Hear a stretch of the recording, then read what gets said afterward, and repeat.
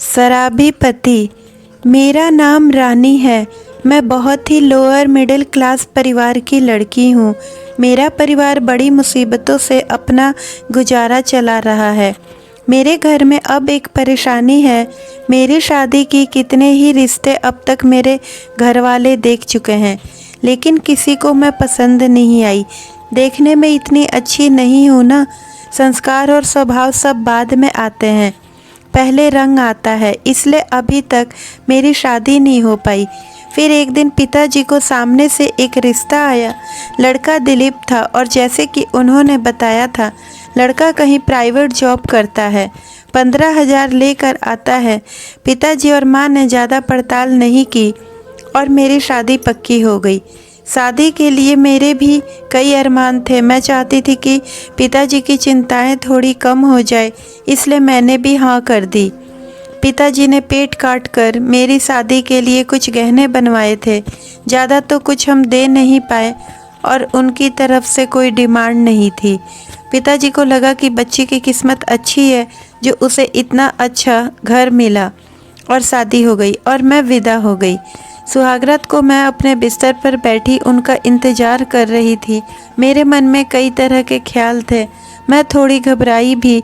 अभी करीब 1 घंटा हो गया था मुझे अपने कमरे में बैठे उनका इंतज़ार करते हुए। तभी बाहर से मुझे चिल्लाने की आवाज़ें आने लगी। मैंने दरवाजे के पास देखा तो दिलीप और उनके पिताजी में बहस हो रही थी। मुझे लगा दरवाज़ा खोलकर बाहर जाऊं, लेकिन मैं वहीं रही। फिर कुछ देर बाद वो ज़ोर से दरवाजे खोल के अंदर आते हैं। उनके आते ही कमरे में बहुत दुर्गंध फैल गई। वो बुरी तरह नशे में थे, फर्श पर गिर पड़े। शायद पिताजी उन्हें यह चिल्ला रहे थे कि वो आज शराब पीकर आए हैं। मेरी तो कुछ समझ में नहीं आया, क्या करूं। रात भर वो वहीं फर्श पर सोते रहे। सुबह जल्दी उठकर मैं किचन में गई। सास ससुर दोनों मुझसे नज़रें नहीं मिला पा रहे थे। मैं उनके लिए चाय बनाकर लेकर गई। वो कमरे में थे। जैसे ही मैंने चाय दी, वैसे ही उन्होंने चाय का कप फेंक दिया और बोला, दोबारा हिम्मत मत करना मेरे पास आने की। तू मेरी बीवी नहीं, इनकी बहू है, बस जाकर उनकी सेवा कर।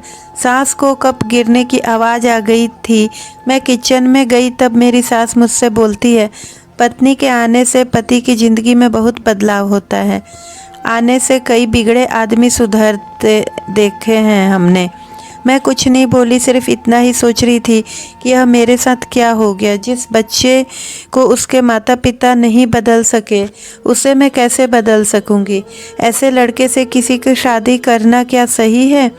वो भी सिर्फ इसलिए कि बेड़िया बात देने से वो सुधर जाएगा।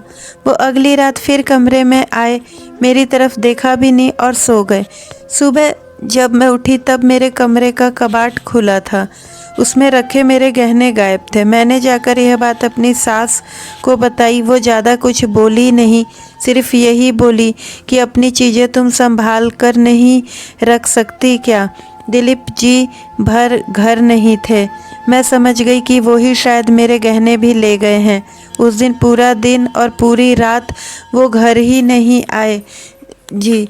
तो मेरा करा कि पिताजी को एक बार फ़ोन करके ज़रूर पूछ लूँ कि आपने किस लड़के के साथ मेरी शादी करवा दी है। लेकिन फिर मुझे लगा कि अब बोलने से क्या फ़ायदा। वो 3 दिन बाद घर पर आए।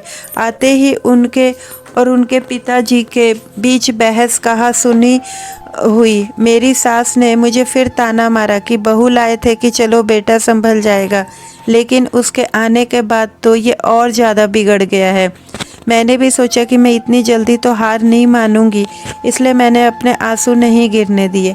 मैंने उनसे फिर बात की। मैंने पूछा कि आप क्या चाहते हैं, ऐसे ही ज़िंदगी को आगे बढ़ाना या आपने कुछ सोचा है?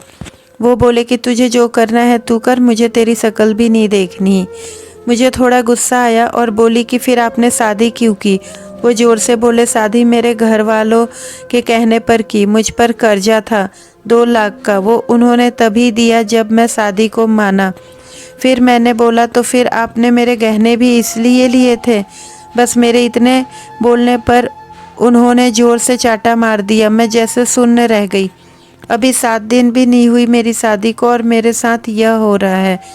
अब मैं रात भर सो नहीं पाई। मैं अपने भविष्य के बारे में सोच रही थी और मेरे सामने कई विकल्प थे जिसमें से मुझे चुनना था। रात भर मैं सब यही सोचती रही। फिर सुबह हुई और मैंने अपना सामान पैक कर लिया। मेरी सास मुझसे पूछने आती है, क्या कर रही हो? मैंने बोला, मैं अपने घर जा रही हूँ। सास ने मुझे ताना मारा कि तुम्हारे घर में खाने को नहीं है, 2 दिन में वापस तुझे यहीं आना पड़ेगा। मैंने बोला, मैं जैसी भी हूँ मेहनत करके खा सकती हूँ, तुम्हारे बेटे की तरह चोर और शराबी नहीं हूँ। मेरी सास मेरा मुंह देखती रह गई। पता नहीं मुझ में इतनी हिम्मत कहाँ से आ गई। मुझे पता था कि यह मेरे और परिवार के लिए बहुत संघर्षपूर्ण हो सकता है, लेकिन उस समय मुझे यही ठीक लगा। उम्र भर ऐसे किसी के साथ कैसे रह सकती हूँ जो चोरी करे, शराब पीकर मुझे मारे। मैं उस घर से चली गई। आगे क्या होगा देखा जाएगा। अगली सुबह रानी अपने घर वापस आ गई। घर पहुंचते ही उसका सामना अपने माता पिता से हुआ, जो उसकी हालत देखकर बेहद चिंतित हो गए। रानी ने उनसे सारी बातें बताई, कैसे उसके पति ने नशे में धुत होकर उससे बदसलूकी की और उसके गहने भी चुरा लिए। उसके माता पिता, खासकर उसके पिता, यह सुनकर गहरे सदमे में आ गए। उन्हें लगा कि उन्होंने बेटी की शादी कर उसके लिए सुखद भविष्य का रास्ता चुना था, लेकिन अब सच्चाई बिल्कुल उल्टी थी। रानी के पिता ने समाज के डर से उसे समझाने की कोशिश की, बेटा थोड़ा सब्र रखो, हर घर में थोड़ी बहुत परेशानियां होती है। लेकिन इस बार रानी ने साफ साफ कह दिया, पिताजी मैं कोई सामान नहीं हूँ जिसे किसी के हाथों में सौंप दिया जाए और फिर उसका जुल्म सहा जाए। मेरे आत्मसम्मान और सुरक्षा से ज़्यादा कुछ नहीं हो सकता है। उसके माता पिता ने कुछ दिनों तक रानी को घर में रखने का निर्णय लिया, लेकिन उनके मन में समाज का डर और रानी के भविष्य की चिंता बनी रही। इधर रानी के ससुराल से बार बार फ़ोन आने लगे। उसकी सास ने उसे वापस लौटने का दबाव डालना शुरू कर दिया, लेकिन इस बार रानी ने ठान लिया था कि वह किसी भी हालत में घर वापस नहीं जाएगी। कुछ हफ्ते बाद रानी ने खुद को मजबूत किया और नौकरी ढूंढने का प्रयास शुरू कर दिया। उसने अपने गांव के पास एक छोटे से स्कूल में पढ़ाने का काम शुरू किया। धीरे धीरे वह अपने पैरों पर खड़ी होने लगी। रानी ने अपने माता पिता को भी समझाया कि उसे अपने लिए एक नई शुरुआत करनी और वह किसी भी परिस्थिति में हार नहीं मानेगी। रानी ने अपने हौसले और आत्मविश्वास से यह साबित कर दिया कि कठिनाइयों का सामना करके ही जीवन में आगे बढ़ा जा सकता है। उसने समाज के बंधनों को तोड़कर खुद की पहचान बनाई और अपने अनुभव से सीखा कि दूसरों के फैसलों का आधार पर नहीं बल्कि खुद के निर्णयों में जीवन की दिशा तय होती है।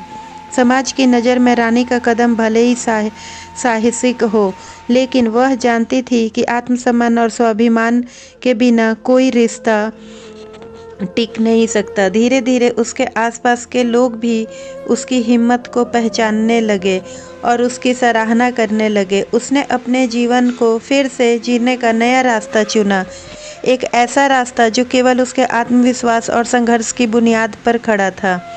रानी की कहानी यह संदेश दिया कि किसी भी हालत में अपनी आवाज़ को दबाना नहीं चाहिए। समाज की परवाह किए बिना हर व्यक्ति को अपने लिए सही और गलत का निर्णय लेना चाहिए। तो दोस्तों, हमारी कहानी कैसी लगी कमेंट करके ज़रूर बताएं। कहानी अच्छी लगी हो तो प्लीज़ वीडियो को लाइक और शेयर करें, और अगर हमारे चैनल पर नए हैं तो प्लीज़ चैनल को सब्सक्राइब करें। तो मिलते हैं एक नई कहानी के साथ। धन्यवाद।